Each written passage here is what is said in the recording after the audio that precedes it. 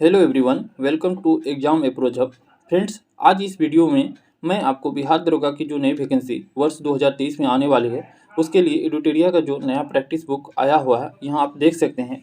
Police अवर निरीक्षक प्रारंभिक परीक्षा 2023 बिहार दरोगा। इसमें टोटल 15 मॉडल प्रैक्टिस सेट है। यह जो है वॉल्यूम 1 है। यह जो बुक है पूर्णतः परीक्षा पद्धति पर आधारित है, यानी कि इसी प्रकार के प्रश्न जो है एग्जाम में पूछे जाते हैं। मैंने आपको सेट नंबर 1 करवा दिया है। अगर आपने सेट नंबर 1 नहीं देखा है तो देख लीजिएगा, लिंक जो है डिस्क्रिप्शन बॉक्स में मिल जाएगा। आज इस वीडियो में हम लोग सेट नंबर 2 को डिस्कस करेंगे। पूरी व्याख्या के साथ मैं आपको डिस्कस कराऊंगा, ध्यानपूर्वक वीडियो को पूरा देखिए। और फ्रेंड्स, यदि आप चैनल पर पहली बार विजिट कर रहे हैं तो चैनल को सब्सक्राइब कर लीजिए और बेल आइकन घंटी का निशान है उसको जरूर दबा लीजिए, ताकि जब भी बिहार दरोगा या बीपीएससी के माध्यम से जो शिक्षक बहाली होने वाली बिहार में उसके संबंधित कोई भी वैकेंसी या नोटिफिकेशन आए तो उसका वीडियो अपलोड किया जाएगा, तो उसके जो नोटिफिकेशन सबसे पहले आपके पास पहुंच जाए। चलिए शुरू करते हैं। वीडियो अच्छा लगे तो लाइक, कमेंट तथा अपने दोस्तों के साथ जरूर शेयर कीजिएगा। चलिए दोस्तों, शुरू करते हैं। Set number 2। सेट नंबर 2 का जो पहला प्रश्न है कि जब भारतीय न्यायिक पद्धति में लोकहित मुकदमा यानी PIL बिल लाया गया तब भारत के मुख्य न्यायाधीश कौन थे? तभी भारत के जो मुख्य न्यायाधीश थे वो थे PN भगवती। PN भगवती थे। देखिए, 1980 में PIL लाया गया। PIL का अगर फुल फॉर्म की बात करें तो पब्लिक इंटरेस्ट लिटिगेशन होता है। पब्लिक इंटरेस्ट लिटिगेशन होता है। और तभी जो थे मुख्य न्यायाधीश थे PN भगवती, और वे 17वें नंबर के मुख्य न्यायाधीश थे। अगर पहले नंबर के मुख्य न्यायाधीश की बात करें कि भारत का पहला मुख्य न्यायाधीश कौन था, तो JH कानिया थे। JH कानिया। और अगर वर्तमान में कहें तो DY चंद्रचूड़। DY चंद्रचूड़ है, और ये इसका क्रम जो है 50वां है। 50वें क्रम के मुख्य न्यायाधीश हैं। दूसरा प्रश्न है, संसद में धन विधेयक के संदर्भ में निम्नलिखित में कौन सा कथन गलत है? देखिए, गलत जो है मैं आपको बता देता हूँ इस प्रश्न का उत्तर, उसके बाद इस प्रश्न को व्याख्या करेंगे। तो इसमें राज्यसभा द्वारा अस्वीकार या संशोधित किया जा सकता है। देखिए, धन विधेयक को जो है राज्यसभा के पास धन विधेयक को खारिज करने का या संशोधन करने का अधिकार नहीं होता है। जो धन विधेयक को परिभाषित किया गया अनुच्छेद 110 में परिभाषित किया गया, और धन विधेयक है या नहीं है इसका जो अप्रूवल कौन करेगा, तो लोकसभा के अध्यक्ष द्वारा अप्रूव होगा कि धन विधेयक है या नहीं है। तीसरा प्रश्न है कि संविधान के किस अनुच्छेद में संसद के संयुक्त अधिवेशन की व्याख्या की गई? तो संयुक्त अधिवेशन की व्याख्या अनुच्छेद 108 में की गई। संयुक्त अधिवेशन की बात करें तो संयुक्त अधिवेशन जो है राष्ट्रपति द्वारा बुलाया जाता है तथा इसकी अध्यक्षता जो है लोकसभा के अध्यक्ष द्वारा किया जाता है, और इसकी जो चर्चा की गई है संयुक्त अधिवेशन की वो है संविधान के अनुच्छेद 108 में। चौथा प्रश्न है कि भारत के संविधान में किस पद का उल्लेख नहीं है? देखिए, भारत के संविधान में उप प्रधानमंत्री के पद का उल्लेख नहीं है। भारत में जो है उप प्रधानमंत्री के जो पद का सृजन अब तक 7 बार हुआ है। अब तक 7 बार उप प्रधानमंत्री बनाए गए हैं। और अगर भारत के प्रथम उप प्रधानमंत्री की बात करें तो वो थे सरदार वल्लभ भाई पटेल।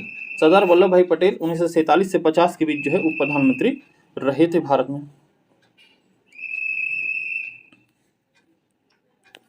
पांचवें प्रश्न की बात करें तो निम्नलिखित में कौन सा संविधान संशोधन राष्ट्रपति को किसी मामले को पुनः विचार के लिए मंत्रिमंडल को भेजने की शक्ति प्रदान करता है? तो 44वां संविधान संशोधन। 44वां संविधान संशोधन अधिनियम 1978 में आया था, जिसमें राष्ट्रपति को किसी विषय को पुनः विचार के लिए मंत्रिमंडल के पास भेजने की शक्ति प्रदान करता है।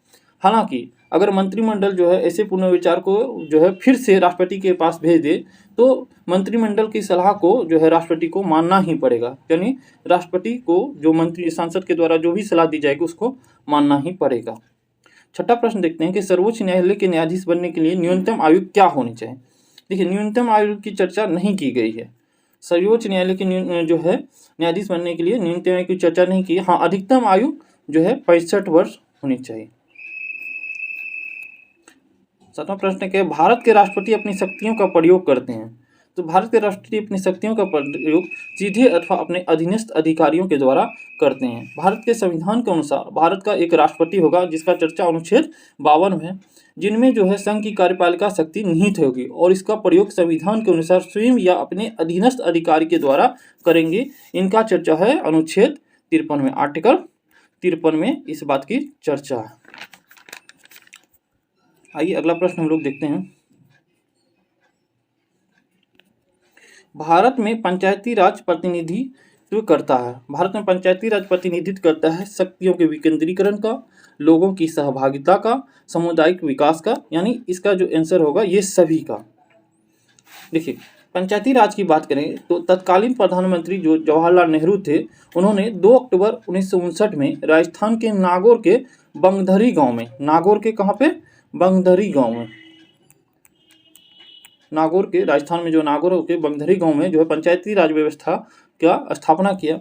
और देखिए, पंचायती राज का अगर जनक की बात करें तो जनक थे इसके बलवंत राय मेहता। बलवंत राय मेहता समिति की ही अनुशंसा पर जो है पंचायती राज व्यवस्था की गई थी, और इन्होंने 3 स्तरीय पंचायती राज व्यवस्था की अनुशंसा की थी। और ये समिति कब लाया गया था, तो 1957 में, 1957 में बलवंत राय मेहता समिति लाई गई थी, और इसका जो है त्रिस्तरीय था। इन्होंने त्रिस्तरीय पंचायती राज व्यवस्था की संकल्पना दी थी। आइए अगला प्रश्न देखते हैं कि भारत में राजनीतिक दलों का पंजीकरण निम्नलिखित में किसके जो है प्रावधानों के अनुसार किया जाता है। तो इसका जो अनुसार होता है वो है लोक प्रतिनिधि अधिनियम 1951 के प्रावधानों के अनुसार। राजनीतिक दलों का पंजीकरण, निबंधन, चुनाव आयोजित कराने संबंधी प्रावधान जो है, चुनाव कराने की अधिसूचना, नामांकन पत्र दाखिल करने, नामांकन पत्रों की जांच तथा उम्मीदवार द्वारा नाम वापस लेने आदि सभी का प्रावधान जो है जनप्रतिनिधि अधिनियम 1951 के तहत वर्णित है। आइए अगला प्रश्न देखते हैं। राज्य मानवाधिकार आयोग अपना वार्षिक प्रतिवेदन किसके समक्ष प्रस्तुत करता है? तो ये करता है राज्य सरकार के समक्ष। देखिए, राज्य मानवाधिकार आयोग जो है मानवाधिकार संरक्षण अधिनियम 1993 के अनुसार जो है राज्य सरकार को अपना वार्षिक प्रतिवेदन प्रस्तुत करता है। राज्य सरकार फिर इस प्रतिवेदन को किसके समक्ष प्रस्तुत करेगा? तो विधानमंडल के सदन के, मतलब दोनों सदन के समक्ष, जहाँ पे जो है आपको विधान परिषद है, विधान परिषद नहीं तो जहाँ विधानसभा है तो विधानसभा, दो या नहीं तो दोनों के जो है समक्ष इसको रखवाता है। आइए अगला प्रश्न हम लोग देखते हैं। अगला प्रश्न है कि रॉलेट एक्ट का भारतीय राष्ट्रीय कांग्रेस ने विरोध क्यों किया? क्योंकि इसका लक्ष्य था, रॉलेट एक्ट का क्या लक्ष्य था? तो रॉलेट एक्ट का अगर जो है इसमें देखें तो व्यक्तिगत स्वतंत्रता को सीमित करना था। देखिए, रॉलेट एक्ट के बारे में जाने तो मार्च 1919 में रॉलेट एक्ट को लागू किया गया था ब्रिटिश के द्वारा। इस एक्ट के अनुसार किसी भी व्यक्ति को संदेह मात्र होने पर ही गिरफ्तार कर लिया जाता था, इसीलिए इसको काला कानून कहा जाता था। संदेह मात्र गिरफ्तार कर लिया जाता था या उस पर मुकदमे के माध्यम से दंडित किया जाता था। भारतीय नेताओं ने इस एक्ट को काले कानून की संज्ञा दी है, और इसमें क्या था, तो व्यक्ति की जो स्वतंत्रता को क्या करता था, सीमित करता था। अगला प्रश्न देखते हैं कि निम्नलिखित में कौन आत्मीय सभा के संस्थापक थे? तो आत्मीय सभा के संस्थापक कौन थे? राजा राममोहन राय। राजा राममोहन राय ने 1815 में, कब? 1815 में जो है आपको आत्मीय सभा की स्थापना की। कहाँ पे की थी? तो कलकत्ता में की थी। वहीं दयानंद सरस्वती की बात करें तो दयानंद सरस्वती ने जो है 1875 में किसका किया था? तो आपको आर्य समाज की स्थापना की थी। और विवेकानंद, स्वामी विवेकानंद ने रामकृष्ण मिशन की स्थापना कब की थी? तो 1897 में। 1897 में रामकृष्ण मिशन की स्थापना किसने की थी? तो स्वामी विवेकानंद ने। आइए अगला प्रश्न देखते हैं कि हुमायूं द्वारा लड़े गए 4 प्रमुख युद्धों में सही क्रम कौन सा है? देखिए, हुमायूं द्वारा जो 4 प्रमुख युद्ध लड़े गए थे उसमें जो सही क्रम होगा तो वो होगा देवरा का युद्ध, चौसा का युद्ध, कन्नौज का युद्ध और अंत में सरहिंद का युद्ध। अगर ईस्वी की बात करें तो हुमायूं द्वारा जो लड़े गए 4 युद्ध थे उसमें देवरा का युद्ध लड़ा गया था 1531 में, 1531 में लड़ा गया था। चौसा का युद्ध 1539 में लड़ा गया था। कन्नौज का युद्ध 1540 में, और सरहिंद का युद्ध 1555 में युद्ध लड़े थे, जिसमें फिर से जो है हुमायूं को गद्दी प्राप्त हुआ था, दिल्ली का गद्दी, और इनके बाद इनकी मृत्यु ही हो गई थी सीढ़ी पर से गिरने के कारण। आइए अगला प्रश्न देखते हैं कि मालाबार में मोपला विद्रोह जो कि 1921 में हुआ था किसका परिणाम था? तो मालाबार में जो मोपला विद्रोह हुआ था ये खिलाफत आंदोलन का परिणाम था। मोपला विद्रोह 1921 में मालाबार तट जो कि केरल में है वहाँ पे हुआ था, जो कि खिलाफत आंदोलन का परिणाम स्वरूप हुआ था। और खिलाफत आंदोलन किसके कारण हुआ था? तो भूमिकर और पट्टेदारी से जुड़ता हुआ सांप्रदायिक रूप धारण कर लिया था, जिसके कारण जो है खिलाफत आंदोलन हुआ था। किसने कहा था कि आज़ादी हमारी पहुंच के अंतर्गत है, हमें इसे कसकर पकड़ना चाहिए? तो ये जो थे महात्मा गांधी ने कहा था। भारत छोड़ो आंदोलन के समय ही महात्मा गांधी ने कहा था कि आज़ादी हमारी पहुंच के अंतर्गत है और हमें इसे कसकर पकड़ना चाहिए। इस अवसर पर यानी भारत छोड़ो आंदोलन के समय ही महात्मा गांधी ने क्या दिया था? तो करो या मरो का नारा दिया था महात्मा गांधी ने। आइए अगला प्रश्न हम लोग देखते हैं। भारतीय राष्ट्रीय कांग्रेस के द्वितीय मुस्लिम अध्यक्ष कौन थे? देखिए द्वितीय मुस्लिम अध्यक्ष कौन थे? तो रहीमतुल्लाह सियानी थे। अगर पहले मुस्लिम अध्यक्ष की बात करें तो पहले मुस्लिम अध्यक्ष कौन थे? तो बहरुद्दीन तैयब जी थे। बहरुद्दीन तैयब जी थे पहले मुस्लिम अध्यक्ष, और ये जो थे तीसरे जो है थर्ड जो है अधिवेशन में मद्रास में जो हुआ था उसमें अध्यक्ष बनाए गए थे। कौन? बहरुद्दीन तैयब जी। बहरुद्दीन तैयब जी जो कि भारतीय पहले मुस्लिम अध्यक्ष है, और दूसरे कौन थे? रहीमतुल्लाह सियानी जी। भारतीय राष्ट्रीय कांग्रेस की बात करें तो भारतीय राष्ट्रीय कांग्रेस की स्थापना कब की गई थी? तो 28 दिसंबर 1985 को 28 दिसंबर 1985 को हुई थी, और इसकी स्थापना कहाँ हुई थी? तो मुंबई में हुई थी। इसके पहले अध्यक्ष की बात करें तो पहले अध्यक्ष कौन थे? WC बनर्जी। WC बनर्जी थे। भारतीय राष्ट्रीय कांग्रेस के द्वितीय मुस्लिम अध्यक्ष रहीमतुल्लाह सियानी थे, और इन्होंने जो है 1996 में कलकत्ता के अधिवेशन की अध्यक्षता की थी। रहीमतुल्लाह सियानी ने किसकी अधिवेशन की अध्यक्षता की थी? कलकत्ता अधिवेशन की अध्यक्षता की थी। और कलकत्ता अधिवेशन जो है इसलिए मतलब कि प्रमुख है क्योंकि इसी अधिवेशन में वंदे मातरम को गाया गया था। राष्ट्रीय गीत जो हमारा वंदे मातरम, इसको इसी अधिवेशन 1896 कलकत्ता अधिवेशन में गाया गया था, जिसकी अध्यक्षता रहीमतुल्लाह सियानी ने की थी।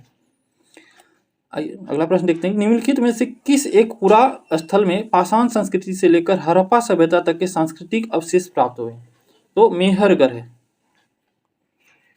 बलूचिस्तान यानी कि पाकिस्तान में स्थित पुरा स्थल जो है मेहरगढ़ जो है पुरा स्थान जो है मेहरगढ़ से पाषाण संस्कृति से लेकर हड़प्पा सभ्यता तक के जो है सांस्कृतिक जो है अवशेष यहाँ से प्राप्त किए गए हैं। तो यानी पाषाण संस्कृति से लेकर हड़प्पा संस्कृति तक के जो है मतलब सांस्कृतिक अवशेष कहाँ से मिले हैं? तो मेहरगढ़ से मिले हैं। अगला प्रश्न है कि गौतम बुद्ध को एक देवता का स्थान किस राजा के समय प्राप्त हुआ? तो ये था कनिष्क के समय। कनिष्क के शासन काल में संपन्न चतुर्थ बौद्ध संगति में बौद्ध धर्म दो भाग में हीनयान और महायान में विभाजित हो गया था। ठीक है, कुषाण वंशीय जो है कनिष्क, और महायान संप्रदाय का मानना था कि लोग में बुद्ध को देवता के रूप में महायान जो है संप्रदाय के लोग पूजा अर्चना करते थे। तो यानी बुद्ध को देवता का स्थान कब मिला? तो कनिष्क के समय। और अगर और अंदर से देखें तो महायान संप्रदाय के लोग जो है बुद्ध को देवता के रूप में पूजते थे। चंद्रगुप्त मौर्य ने सेल्यूकस निकेटर को जो है कब किस वर्ष पराजित किया? तो सेल्यूकस जो निकेटर को 1905 में जो है पराजित किया था। मौर्य वंश के संस्थापक चंद्रगुप्त मौर्य ने सेल्यूकस निकेटर को 1905 में पराजित किया था। संघर्ष के बाद हुई संधि की शर्तों के अनुसार चंद्रगुप्त मौर्य को हेरात, कंधार, काबुल और मकरान के प्रदेश प्राप्त हुए। वहीं चंद्रगुप्त मौर्य ने क्या किया? तो 5 हाथी से जो है सेल्यूकस को उपहार में दिया तथा उसकी जो बेटी से शादी भी किया चंद्रगुप्त मौर्य ने। अगला प्रश्न देखते हैं कि रजत सिक्के जारी करने वाला प्रथम गुप्त शासक कौन था? देखिए रजत सिक्के जारी करने वाला प्रथम गुप्त शासक था वो था चंद्रगुप्त द्वितीय, यानी विक्रमादित्य था। रजत सिक्का जारी करने वाला जो था गुप्त शासक चंद्रगुप्त द्वितीय था, जिसको जो है गुप्त काल में रूपयक कहा जाता था। रजत सिक्का क्या कहा जाता है? रूपयक या रूपक भी कहा जाता है कहीं कहीं। चंद्रगुप्त द्वितीय ने शक मुद्राओं के ही अनुकरण पर रजत मुद्राओं को उत्कीर्ण करवाते हैं, यानी शक का जो मुद्रा था उसी के तरह जो है चंद्रगुप्त द्वितीय ने अपनी मुद्रा को बनाया था। अगर गुप्त वंश की बात करें तो गुप्त वंश की स्थापना किसने की थी? श्री गुप्त ने की थी। श्री गुप्त ने की थी। वहीं नालंदा विश्वविद्यालय की स्थापना किसने की थी? तो गुप्त शासक कुमार गुप्त के द्वारा किया गया था। कुमार गुप्त के द्वारा।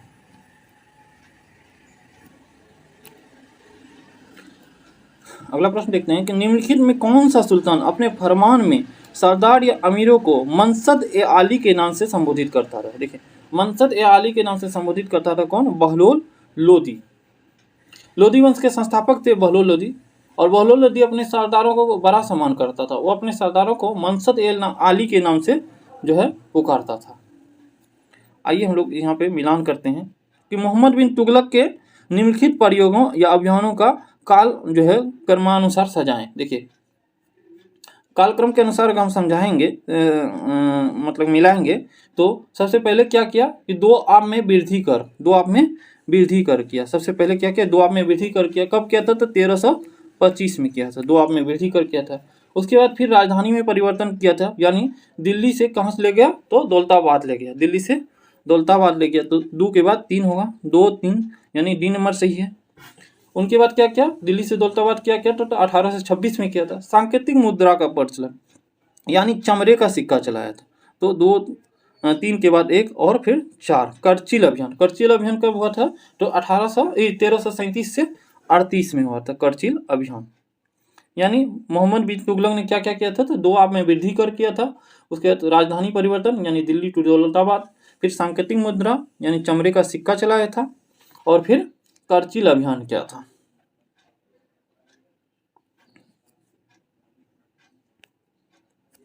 आइए देखते हैं अगला प्रश्न कि निम्नलिखित में कौन सा भारत का पहला पेपरलेस बजट है? देखिए, भारत का जो पहला पेपरलेस बजट था वो था 2021 और 22 का बजट। 2021 और 22 का बजट जो था पेपरलेस बजट था। 1 फरवरी 2021 को तभी के जो है वित्त मंत्री निर्मला सीतारमण ने पहला पेपरलेस बजट पेश किया था। पोंग और तापू जो है लोक नृत्य कहाँ का है? किस राज्य का पोंग और तापू लोक नृत्य है? तो पोंग और तापू लोक नृत्य जो है अरुणाचल प्रदेश का है। अरुणाचल प्रदेश का एक और जो है लोक नृत्य है, उसका नाम है पोपीर नृत्य। कौन सा नृत्य? पोपीर नृत्य। वहीं लेजिम नृत्य की बात करें तो लेजिम कहाँ का है? महाराष्ट्र का। लेजिम महाराष्ट्र का है, महाराष्ट्र का नृत्य है। अगला प्रश्न है कि निम्नलिखित में कौन सा एक जल प्रदूषक नहीं है? देखिए, जल प्रदूषक कौन नहीं है? तो हिमनद नहीं है। हिमनद जल प्रदूषक नहीं है, बल्कि ये ताजे पानी का स्रोत है हिमनद। आइए हम लोग जो है कुछ खिलाड़ी और उसके जो है खेल से जो है मिलान करते हैं। देखिए, सानिया रिचर्ड्स, इसमें जो कौन सुमिलित नहीं है इसकी पहचान करना। एक है सानिया रिचर्ड्स। सानिया रिचर्ड्स जो है हॉकी का खिलाड़ी है। पॉल पोग्बा जो है फुटबॉल का खिलाड़ी है। पामेला जेमिलो जो कि भारोत्तोलक का जो है खिलाड़ी नहीं है, ये भारोत्तोलक का खिलाड़ी नहीं है। ये जो है आपको क्या है? तो धावक है, और ये कहाँ की है? केन्या की है। पामेला जेलिमो जो है क्या है? धावक है, धावक और केन्या की खिलाड़ी हैं। तो यही मेरा आंसर होगा। और किरण पोलार्ड जो कि वेस्ट इंडीज के हैं, क्रिकेटर हैं।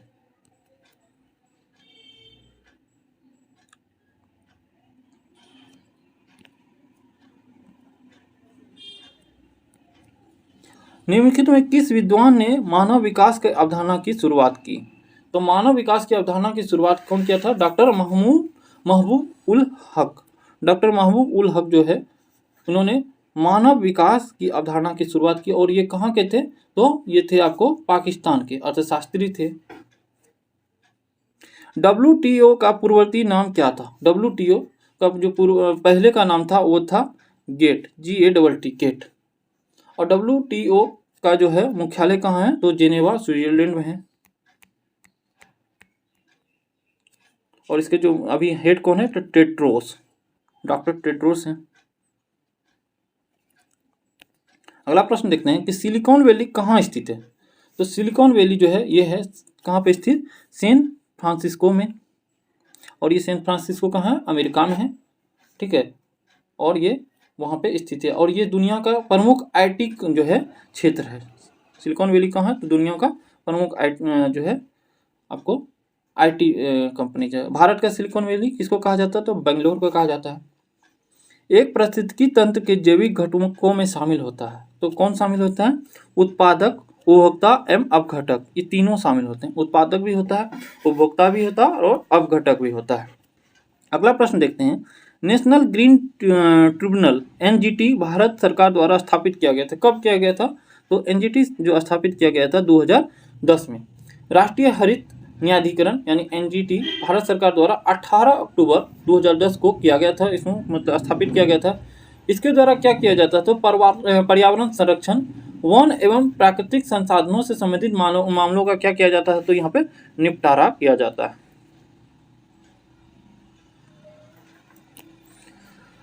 अगला प्रश्न देखते हैं कि जैविक ऑक्सीजन डिमांड यानी BOD बायोलॉजिकल ऑक्सीजन डिमांड एक प्रकार के प्रदूषण सूचकांक है।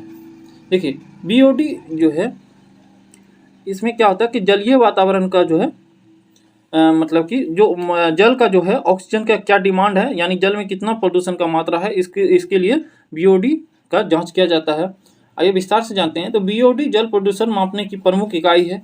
कार्बनिक एवं अकार्बनिक अपशिष्ट अवघटित होने के कारण जल निकायों में घुलनशील ऑक्सीजन का उपयोग करते हैं, जो कार्बनिक और अकार्बनिक पदार्थ है, जिससे क्या होता है कि वो जो है जल में घुलित ऑक्सीजन का जो है अपना उपयोग करने लगते हैं। तो जल में जो मछली वगैरह हैं उनको ऑक्सीजन प्रॉपर रूप से नहीं मिलता है, और इससे क्या होता है, तो इससे जो है ये ऑक्सीजन का जो है उपयोग करने लगते हैं, तो जल में जो घुलनशील ऑक्सीजन की मात्रा क्या होती है, घटने लगती है तथा इसकी मांग बढ़ने लगती है। इसी को क्या कहा जाता है, BOD कहा जाता है।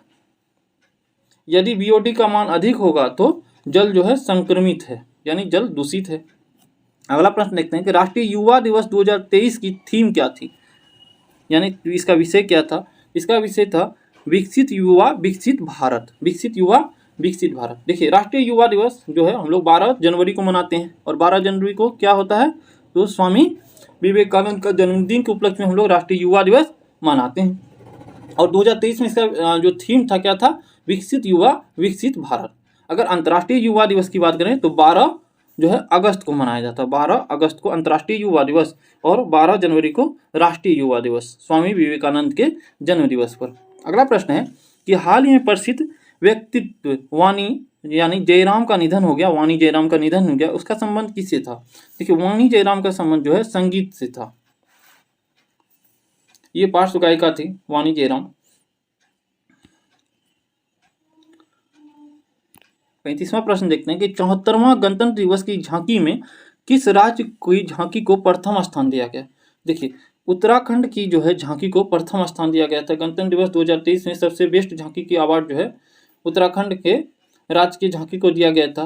दूसरे स्थान पर जो है महाराष्ट्र, और तीसरे स्थान पर जो है उत्तर प्रदेश को रखा गया था 74वां गणतंत्र दिवस। और इसमें जो मुख्य अतिथि कौन थे, ये थे मिस्र के राष्ट्रपति अब्दुल फतह अल सीसी थे।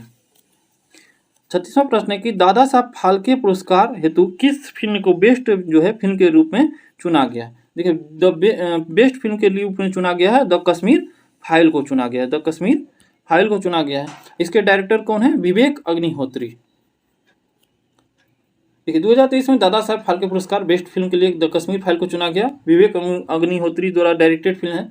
वहीं जबकि फिल्म ऑफ द ईयर का किरदार जो है RRR को दिया गया था। किसको दिया गया था, RRR को फिल्म ऑफ द ईयर। और इसके डायरेक्टर कौन है, SS राजमौली। SS राजमौली। और RRR को हाल ही में जो है ना नाटू नाटू सॉन्ग है इसका, उसको क्या मिला है, तो ऑस्कर अवार्ड मिला है। ऑस्कर अवार्ड, ये प्रश्न बहुत महत्वपूर्ण है, इसको याद रखिएगा। ऑस्कर अवार्ड मिला है नाटू नाटू सॉन्ग को। आइए देखते हैं अगला प्रश्न कि भारतीय वायुसेना के नए उप प्रमुख कौन बने। तो नए उप प्रमुख बने हैं अमरप्रीत सिंह। अमरप्रीत सिंह भारतीय वायुसेना के नए उप प्रमुख कौन बने हैं, तो अमरप्रीत सिंह बने हैं। वर्तमान में वायुसेना के जो प्रमुख कौन है, विवेक राम चौधरी हैं। विवेक राम चौधरी। अगर वायुसेना दिवस कब मनाते हैं हम लोग, तो 15 अक्टूबर को। थल सेना दिवस 15 जनवरी को। देखिए थल सेना के अध्यक्ष कौन है, तो मनोज पांडे हैं। और जल सेना अध्यक्ष कौन, तो आर हरि सिंह है, हरि कुमार। आइए अगला प्रश्न देखते हैं कि आर्थिक सर्वेक्षण 2023 के अनुसार नारियल उत्पादन में किस राज्य का स्थान प्रथम है।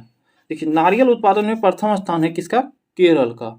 और दूसरे स्थान पर कौन है, तो कर्नाटक है। दूसरे स्थान पर, सेकंड स्थान पर कर्नाटक है।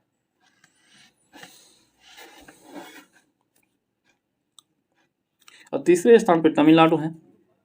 अगला प्रश्न है कि 17वां वन स्थित जो है रिपोर्ट 2021 के अनुसार भारत के कितने राज्य या केंद्र शासित प्रदेश में 33% भूभाग में जो है वनावरण लक्ष्य की प्राप्ति की है। देखिए किसी भी देश में कितना वन होना चाहिए, भारत में कितना वन होना चाहिए, भारत के जो है मतलब कि यहाँ पे अच्छा और ताज़ा जो है सांस सबको मिले, स्वस्थ रहे, तो 33% वन होना चाहिए।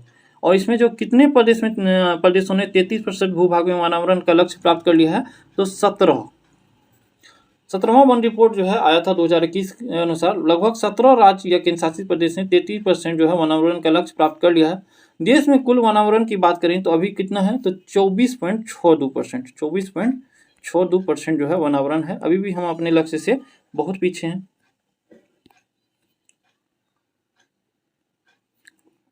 अगला प्रश्न है कि पहली बार बीसीसीआई द्वारा आयोजित जो है महिला प्रीमियर लीग 2023 में कुल कितने टीम ने भाग लिया था? तो कुल जो है 5 टीमों ने भाग लिया था। महिला प्रीमियर लीग 2023 में जो है प्रथम संस्करण था और इसका आयोजन जो है 4 से 26 मार्च 2023 तक किया गया। इसमें कुल जो है 5 टीमों ने जो है भाग लिया था। अगर इस प्रीमियर लीग की बात करें तो सबसे महंगी खिलाड़ी कौन बिकी थी तो स्मृति मंधाना, भारतीय ओपनर जो है स्मृति मंधाना 3.40 करोड़ में बिकी थी और जिसको आरसीबी द्वारा खरीदा गया था। 3 करोड़ 40 लाख में जो है ये बिकी थी, आरसीबी के द्वारा खरीदा गया था। महिला प्रीमियर लीग की जो है विजेता कौन रही? पहले सीजन की विजेता रही मुंबई, यानी एमआई विजेता रही इसकी। और इसके एमआई के कप्तान कौन थे तो हरमनप्रीत कौर, और हरमनप्रीत कौर ही अभी भारतीय क्रिकेट की महिला जो है क्रिकेट टीम की कप्तान भी है, हरमनप्रीत कौर। अगला प्रश्न है कि नवोदित जो है लेखकों को प्रोत्साहन करने के लिए उद्देश्य से भारत सरकार द्वारा ने किस योजना की शुरुआत की है? भारत सरकार द्वारा किस योजना की शुरुआत की है तो युवा 2.0 की शुरुआत की गई। 30 वर्ष से कम उम्र के युवा नवोदित लेखक जो भी हैं उसको जो है प्रोत्साहन करने के लिए युवा 2.0 योजना की शुरुआत जो है शिक्षा मंत्रालय के द्वारा किया गया है। यह योजना जो है नेशनल बुक ट्रस्ट के माध्यम से लागू किया जाएगा। आइए जो है महत्वपूर्ण प्रश्न को हम लोग देखते हैं 42वां कि ब्रिटेन के प्रधानमंत्री जो हैं अभी ऋषि सुनक बने हैं, भारतीय मूल के हैं। तो ये जो भारतीय मूल के हैं तो इसका संबंध भारत के किस राज्य से है? ब्रिटेन के प्रधानमंत्री ऋषि सुनक का जो है किस राज्य से है? तो ये है पंजाब राज्य से संबंधित हैं। ब्रिटेन के वर्तमान प्रधानमंत्री ऋषि सुनक का जन्म जो है 15 मई 1980 को हुआ था, ब्रिटेन में हुआ था, परंतु इनके पूर्वज जो है पंजाब राज्य से संबंधित है और इन्होंने 25 अक्टूबर को ब्रिटेन के प्रधानमंत्री के रूप में जो है शपथ लिया था। अगर ऋषि सुनक से पहले कौन प्रधानमंत्री थे तो लिज ट्रस्ट थे। लिज ट्रस्ट ने इस्तीफा दे दिया, उनके जगह पे जो है आपको ऋषि सुनक प्रधानमंत्री बने। अगला प्रश्न है कि पुरुष T20 वर्ल्ड कप का आयोजन 2026 में कहाँ किया जाएगा? तो 2026 में जो पुरुष जो है T20 वर्ल्ड कप का आयोजन जो है भारत और श्रीलंका दोनों संयुक्त रूप से करेंगे। भारत और श्रीलंका दोनों संयुक्त रूप से करेंगे 2026 में। अगर 2024 की बात करें तो 2024 में कहाँ पे होगा तो 2024 में ये जो वर्ल्ड कप होगा ये इसका आयोजन यूएसए और वेस्ट इंडीज दोनों मिलकर करेंगे। यूएसए और वेस्ट इंडीज दोनों मिलकर करेंगे।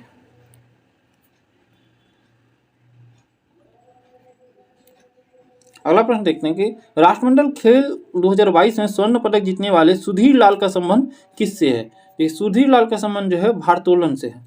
राष्ट्रमंडल खेल 2022 का आयोजन कहाँ हुआ था तो बर्मिंघम इंग्लैंड में किया गया था।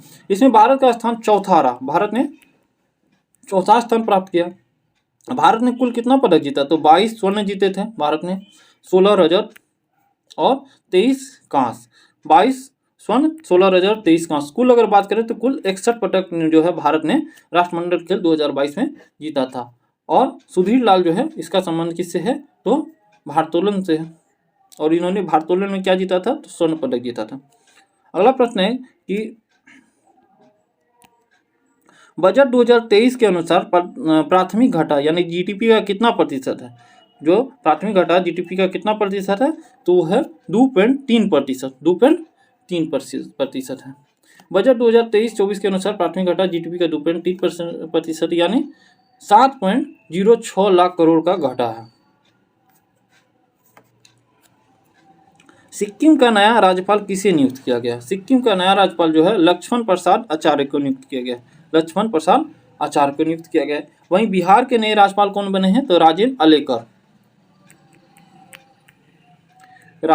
आलेकर को बिहार का नया राज्यपाल बनाया गया है। यूनिसेफ इंडिया के नए राजदूत कौन बने? यूनिसेफ इंडिया के नए राजदूत बने हैं आयुष्मान खुराना बनाए गए हैं।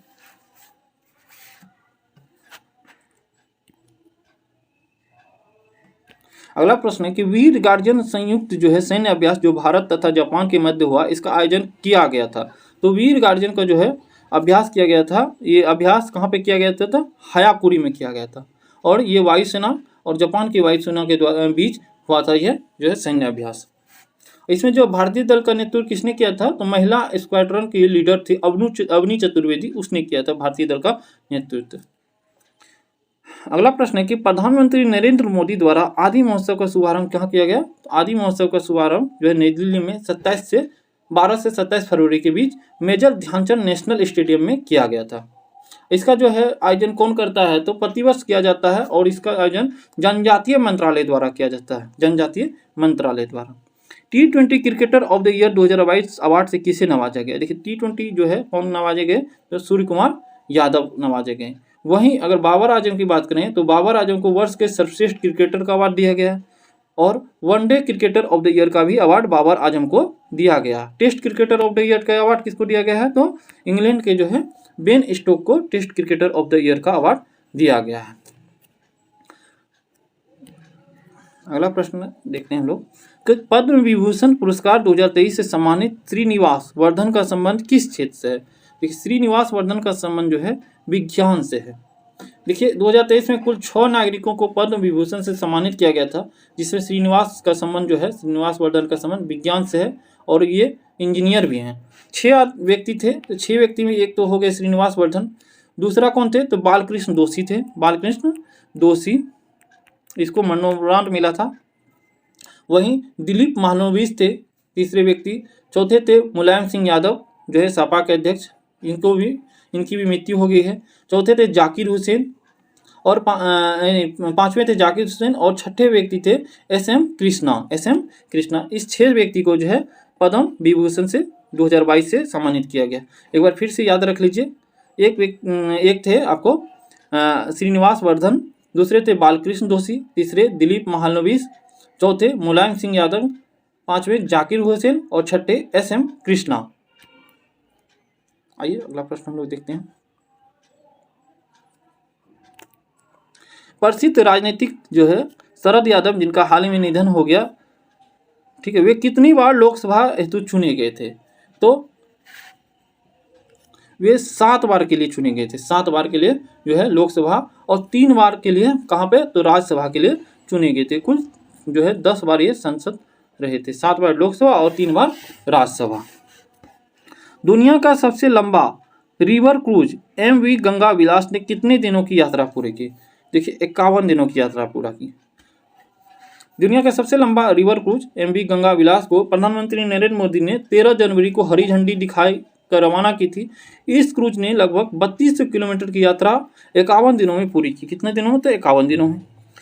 भारत सरकार ने किस देश से 12 चीते लाने हेतु समझौता किया, तो 12 चीते लाए जाएंगे कहाँ से, तो दक्षिण अफ्रीका से लाए जाएंगे। देखिए इसमें जो 7 नर होगा तथा 5 मादा चीते होंगे। इससे पहले भी 8 चीते को लाया गया था। कहाँ से लाया गया था, तो नामीबिया से लाया गया था 8 चीता को। उसको कहाँ रखा गया था, कूनो राष्ट्रीय उद्यान मध्य प्रदेश में रखा गया था। कूनो राष्ट्रीय उद्यान मध्य प्रदेश। कहाँ से लाया गया था 8 चीता, तो नामीबिया से। अगला प्रश्न है, पुस्तक the magic of the last story के लेखक कौन है।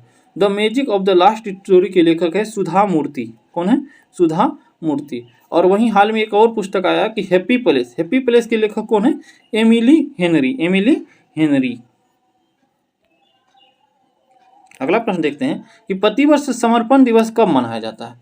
समर्पण दिवस मनाया जाता है 11 फरवरी को मनाया जाता है। पंडित दीनदयाल उपाध्याय के जन्म दिवस पर जो है समर्पण दिवस मनाया जाता है।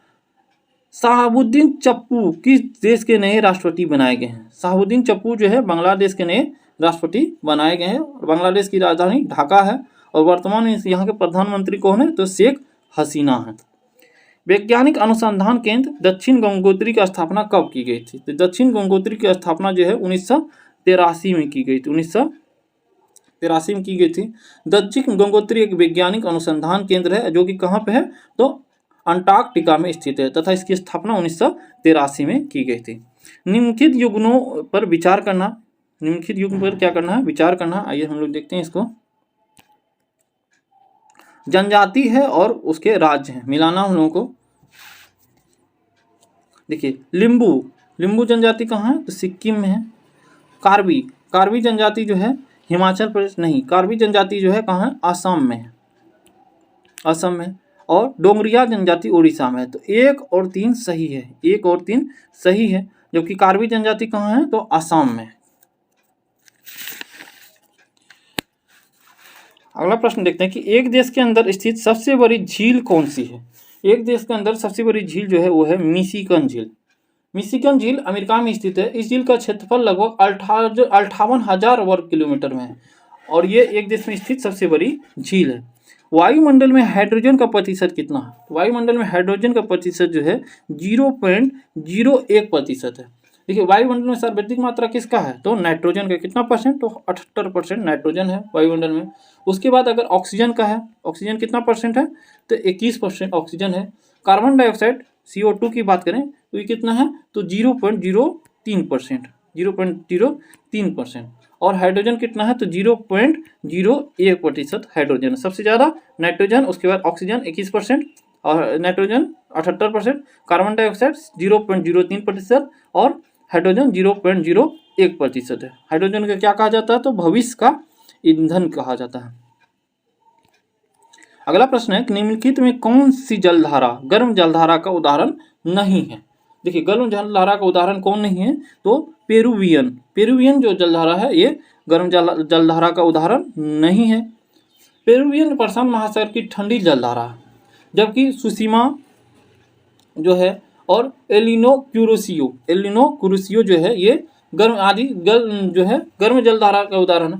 प्रशांत महासागर विश्व का सबसे तथा गहरा महासागर है और इसकी आकृति कैसा है? तो त्रिभुजाकार है। इसकी आकृति, प्रशांत महासागर की आकृति त्रिभुजाकार है और अटलांटिक महासागर की आकृति कैसा है? एस आकार का है। भारतीय मानसून मौसमी विस्थापन से इंगित है। इसका प्रमुख कारण क्या है? इसका प्रमुख कारण है स्थल तथा समूहों के विभेदी तापमान। स्थल तथा समूह के विभेदी तापमान। स्थल के अधिक गर्म हो जाने तथा समुद्र के अधिक ठंडा हो जाने के कारण क्या होता है? तो मानसूनी हवाएं समुद्र से स्थल की ओर चलती है। यही कारण है कि स्थल तथा समूह के विभेदी कारण के कारण ही भारतीय मानसून मौसमी विस्थापन होते हैं। आइए अगला प्रश्न देखते हैं हम लोग। नोकरेक जैव मंडल क्षेत्र किस राज्य में स्थित है? नोकरेक जो है कहाँ है? तो मेघालय में स्थित है। इसे जो है नोकरेक को 2009 में यूनेस्को की जो है सूची में शामिल किया गया था। नोकरेक को कौन से डेल्टा कैंप कैमोरिन तथा कृष्णा डेल्टा के मध्य स्थित है? तो कौन सा डेल्टा है? तो वह है कोरोमंडल तट। कोरोमंडल तट जो है आपको कैंप कैमोरिन तथा कृष्णा डेल्टा के मध्य स्थित है। और कोरोमंडल तट में ही, जो कि तमिलनाडु में स्थित है, लौटते मानसून से बारिश होती है। ठंड के मौसम में यहाँ पे बारिश होती है लौटते हुए मानसून से। अगला प्रश्न देखते हैं कि निम्नलिखित में किसकी कोई इकाई नहीं है? तो सापेक्षिक घनत्व की कोई इकाई नहीं है। सापेक्षिक घनत्व की इकाई इसलिए नहीं है क्योंकि घनत्व दो जो है एक जैसी इकाइयों का अनुपात होती है। देखिए अगर हम बात करें तो घनत्व का जो है इकाई क्या है? तो केजी पर मीटर क्यूब। दाब का अगर बात करें तो न्यूटन पर मीटर स्क्वायर अथवा पास्कल होता है दाब का इकाई। और विस्थापन का क्या होता है? तो मीटर होता है। जबकि सापेक्षिक घनत्व की कोई भी इकाई नहीं होती, क्योंकि सापेक्षिक घनत्व दो एक जैसी इकाइयों का अनुपात होता है। दो एक जैसी इकाई का अनुपात होने के कारण सापेक्षिक घनत्व का इकाई नहीं होती। वही घनत्व की इकाई होती है केजी पर मीटर क्यूब होती है। दाब का तो न्यूटन पर मीटर या पास्कल होता है। अगला प्रश्न देखते हैं कि निम्नलिखित में किसे मापने के लिए जो है स्टेलाग्मोमीटर का प्रयोग किया जाता है? देखिए स्टेलाग्मोमीटर का प्रयोग जो है आपको पृष्ठ तनाव को मापने के लिए किया जाता है। तरल की मात्रा मतलब जो है स्टेलाग्मोमीटर का जो है प्रयोग तरल की मात्रा में बूंदों के सही संख्या का निर्धारण करने के लिए तनाव मापने के लिए किया जाता है।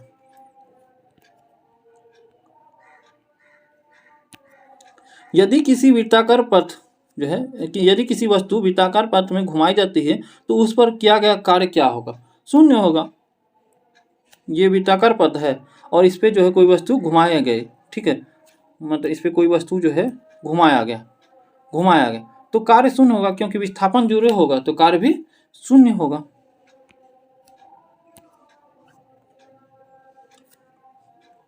ऊर्जा के संबंध में निम्न से कौन सा कथन सत्य नहीं है? देखिए ऊर्जा का कथन में जो है कौन सा कथन सत्य नहीं है? तो इसका उत्तर होगा रूपांतरण के दौरान निर्गत ऊर्जा निर्वात में जाती है। देखिए ऊर्जा किसी वस्तु का वह गुण होता है जिसे किसी की एक वस्तु से दूसरी वस्तु में स्थानांतरित करके किसी कार्य को किया जाता है। ऊर्जा को ना तो उत्पन्न किया जा सकता है और ना ही ऊर्जा को नष्ट किया जा सकता है।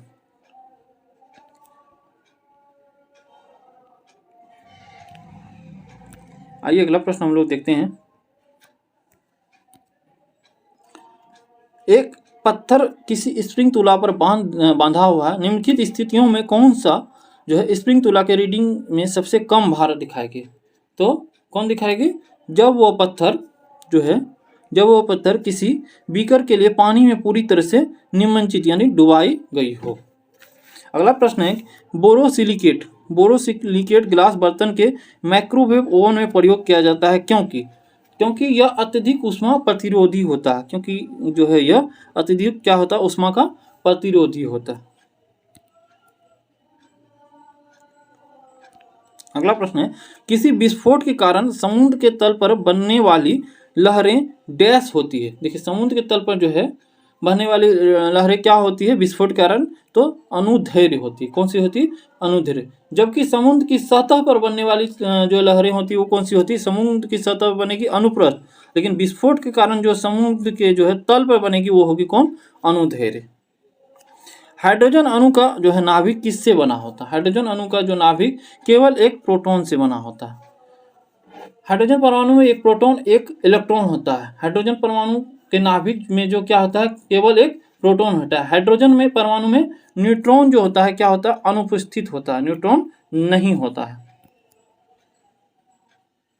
हाइड्रोजन का परमाणु संख्या एक ही होता है और परमाणु भार भी एक ही होता है। और हाइड्रोजन को क्या कहा जाता है? आवारा तत्व, क्योंकि इसका स्थान नहीं है पीरियोडिक टेबल। निम्न में से कौन सा विकल्प सहसंयोजक यौगिक का गुण नहीं है?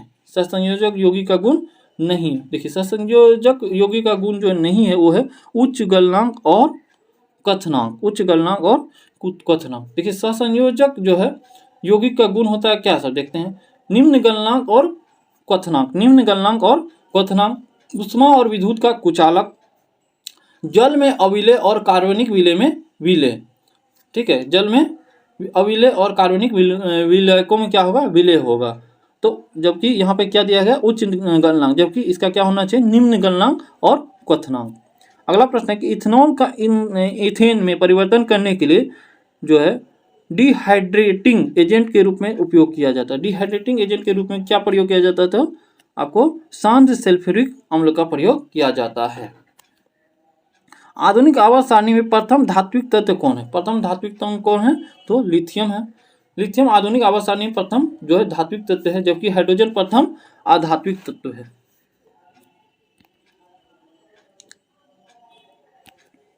उदासीन गैसीय परमाणु के 72 कक्षा को या कोष से एक इलेक्ट्रॉन हटाने के लिए निम्न में किसकी आवश्यकता होती है? तो आयनन ऊर्जा की आवश्यकता होती है। देखिए किसी तत्व के परमाणु के 72 कक्षा या कोष से एक इलेक्ट्रॉन को हटाएंगे तो इसको हटाने के लिए कौन सी ऊर्जा चाहिए? तो आयन ऊर्जा चाहिए, यानी आयनन ऊर्जा चाहिए। आयन ऊर्जा वो होती है जो कि परमाणु को पकड़े रहती है। आयन ऊर्जा आवर्त सारणी के वर्ग ऊपर से नीचे जाने पर घटती है। अगर ऊपर से नीचे जाएंगे तो आयन ऊर्जा क्या होगी? घटेगी। वहीं अगर जो है आयन ऊर्जा बाएं से दाएं जाएंगे, यानी बाएं से दाएं जाएंगे तो क्या होगी? बढ़ेगी। आयन ऊर्जा क्या होगी? बढ़ेगी। लेकिन ऊपर से नीचे जाएंगे तो आयन ऊर्जा क्या होगी? घटेगी। एक अगला प्रश्न है कि निम्न में से प्रति अम्ल के संगठक के रूप में किसका प्रयोग किया जाता है? संगठक के रूप में सोडियम हाइड्रोजन कार्बोनेट का प्रयोग किया जाता है। सोडियम हाइड्रोजन कार्बोनेट का प्रयोग किया जाता है। अगला प्रश्न है जब सिल्वर ब्रोमाइड को सूर्य की रोशनी में रखा जाता है तब कौन सी गैस बनती है? सिल्वर ब्रोमाइड को सूर्य की रोशनी पर रखने पर ब्रोमीन गैस बनती है। कौन सी गैस बनती है? ब्रोमीन। ब्रोमीन जो है एक द्रव धातु है। यह हेलोजन समूह का सदस्य है। ब्रोमीन क्या है? तो हेलोजन जो है समूह का सदस्य है। ब्रोमीन साधारण ताप पर गहरे लाल और बादामी रंग के द्रव के रूप में पाया जाता है। उस प्रक्रिया को क्या कहते हैं जिसके द्वारा कोई धातु अपने आसपास उपस्थित नमी, एसिड इत्यादि द्वारा प्रभावित होता है? तो उसको कहा जाता है क्या? संक्षारण कहा जाता है। क्या कहा जाता है? संक्षारण। संक्षारण जैसे लोहे पर जंग लगना, चांदी का काला पड़ना, ये सब क्या है? संक्षारण है। अगला प्रश्न है निम्नलिखित में कौन सा शब्द पशु व्यवहार के जैविक अध्ययन को सबसे अच्छा वर्णन करता है? देखिए पशु व्यवहार के जैविक अध्ययन को जो सबसे अच्छा वर्णन करता है वो है इथोलॉजी। पशु व्यवहार के इथोलॉजी। अगर इथनोलॉजी की बात करें तो इथनोलॉजी मानव जाति विज्ञान का अध्ययन है। इटियोलॉजी रोगों के कारण का अध्ययन है। और एंटोमोलॉजी जो है क्या है, तो कीटों का अध्ययन। क्या है, कीटों का अध्ययन जो है एंटोमोलॉजी में किया जाता है। किस कोशिकांग को कोशिका का मास्टर कहा जाता है, तो कोशिका का मास्टर किसको कहा जाता है, नाभिक को कहा जाता है। नाभिक को कोशिका का मास्टर कहा जाता है। नाभिक कोशिका के डीएनए की ब्लूप्रिंट के अवयव अपने में समाहित रखती है। निम्नलिखित में कौन सा अस्थायी ऊतक एक पौधे को कठोर और मजबूत बनाता है, तो कठोर और मजबूत कौन बनाएगा, तो बनाएगा आपको स्क्लेरेन कायमा बनाएगा। निम्नलिखित में कौन सा दूध का प्रोटीन है, दूध का प्रोटीन कौन है, केसिन है। केसिन दूध का प्रोटीन है। केसिन प्रोटीन एक फास्फोप्रोटीन है जिसमें सभी जो है आवश्यक एमिनो एसिड जो है होती है, जो आमतौर पर स्तनधारियों के दूध में पाया जाता है। इसीलिए जो है लोगों को कहा जाता है कि आप जो है दूध पिया कीजिए कम से कम 200 ग्राम या 1 पाव प्रतिदिन। जिस अंग की मूल संरचना भिन्न होती है लेकिन दिखने में एक जैसे होते हैं, देखने में कैसे होते हैं, तो एक जैसे होते हैं और उनके कार्य भी समान होते हैं, उन्हें क्या कहा जाता है, उन्हें कहा जाता है समरूप अंग। क्या कहा जाता है, समरूप अंग कहा जाता है। जो अंग जो है वे अंग जो समान कार्य करते हैं तथा देखने में भी समान होते हैं लेकिन उसकी उत्पत्ति और संरचना भिन्न होती है, क्या कहलाता है, समरूप अंग कहलाता है। अगला प्रश्न है कि निम्नलिखित में कौन सा एक अंतः परजीवी का उदाहरण है, तो वह है फीता कृमि है।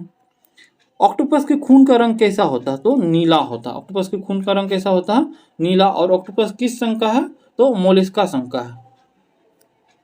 मानव शरीर के किस अंग में एंजियोप्लास्टी की जाती है, एंजियोप्लास्टी कहाँ की जाती है, तो हृदय में की जाती है, एंजियोप्लास्टी की जाती है। अगला प्रश्न है कि मनुष्य के बौनेपन के लिए निम्नलिखित में से क्या उत्तरदायी है, तो बौनेपन के लिए उत्तरदायी जो है वो है आपको पीयूष ग्रंथि। कहाँ स्थित होता है पीयूष ग्रंथि, तो ये होता है आपको मस्तिष्क में। और इसी से क्या होता है, तो वृद्धि हार्मोन निकलता है। और इससे अगर जो है वृद्धि हार्मोन नहीं निकलेगा तो मनुष्य क्या हो जाएगा, बौना हो जाएगा।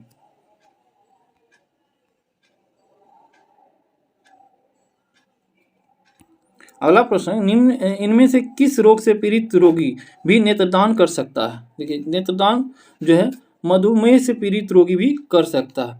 मधुमेह रोग से पीड़ित रोगी भी नेत्रदान कर सकता है, जबकि एड्स, रेबीज, हेजा, टिटनेस, ल्यूकीमिया जो है मेनिंजाइटिस आदि रोग से जो पीड़ित व्यक्ति है वो नेत्रदान नहीं कर सकता है।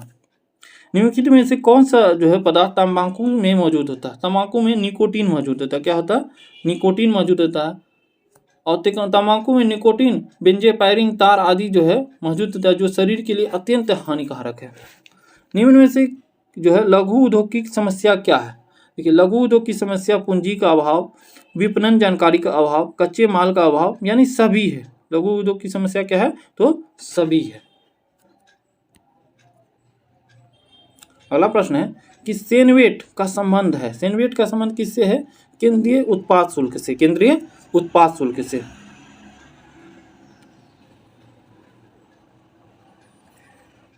आज का 94वां प्रश्न है कि भारत में कागजी मुद्रा प्रथम बार कब जो है शुरू की गई थी, तो पहली बार कागजी मुद्रा कब की गई थी, तो 1862 में की गई थी, भारत सरकार द्वारा किया गया था 1862 में।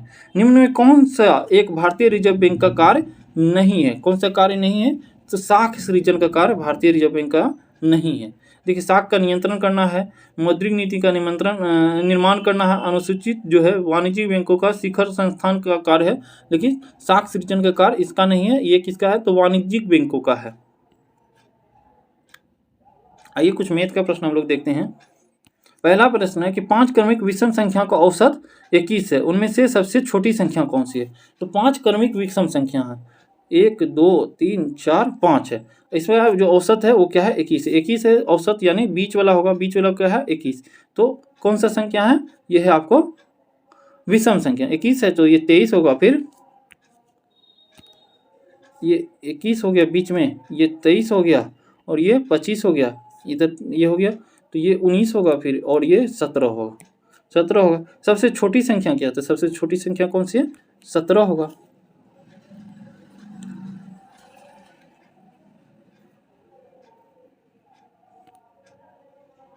ये अगला प्रश्न हम लोग देखते हैं 57 नंबर का।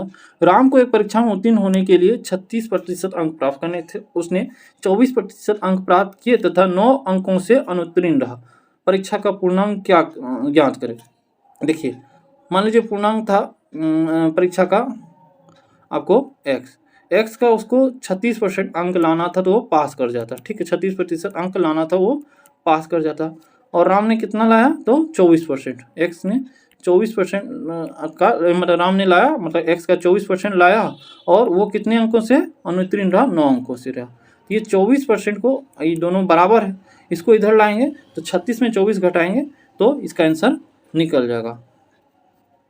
तो 36 में 24 घटेगा, इधर लाएंगे तो घट जाएगा, तो कितना होगा, एक्स का 9% बराबर क्या है, ये 12% बराबर 36 में 24 घटाएंगे तो 12 होगा, बराबर 9 है।